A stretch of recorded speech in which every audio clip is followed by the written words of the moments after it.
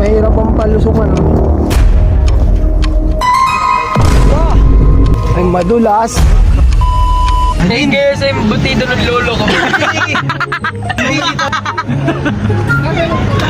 Ilabas na ang imbutido. Eto nga, ang mga kasama natin, hindi ko na iisa-isayin ng mga pangalan nyo, pero ang mga to ay napakatitikas. Talaga namang ready na sa pag-akyat sa Mount Manabu. Magbitbit sa rice cooker. Magbitbit tayo. Sa ulam. Ano ito? Anong mountain ba? Taklob mo ang ganyan. Mount ano to? Mount ano to? Taklob mo. Para hindi kita. Mount ano to? Mount ano? Minabo. Mount Manabo. ito? 5, 6, 7, 8, 9, 12. 13, 14, 13. 13 ako. Tandaan nyo ang number nyo para pag ano tayo. Pag umimik na si pastor ng 1, di sunod-sunod. Okay. 13 ako, 13. Let's go! Let's go! Pakyat na kami. At talaga namang nagkaroon kami ng countdown para kahit papano naman pag may tinawag tayong number, hindi tayo kagulo kung merong nawawala at naiiwan dahil may ilang nakakapagkwento sa amin dito na marami na daw ditong naligaw. Di ko alam kung nananakot sila pero dahil kasama namin ng Diyos bago kami pumunta dito, wala kaming dapat katakutan.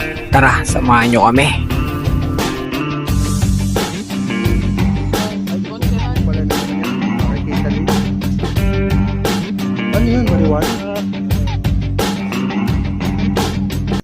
Eto na nga, nag-uumpisa na.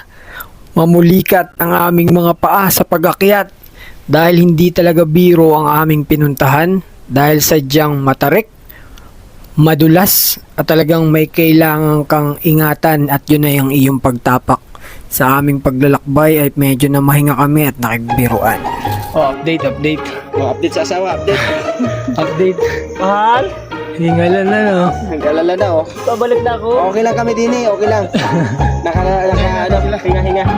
Pressure yan pag Sige.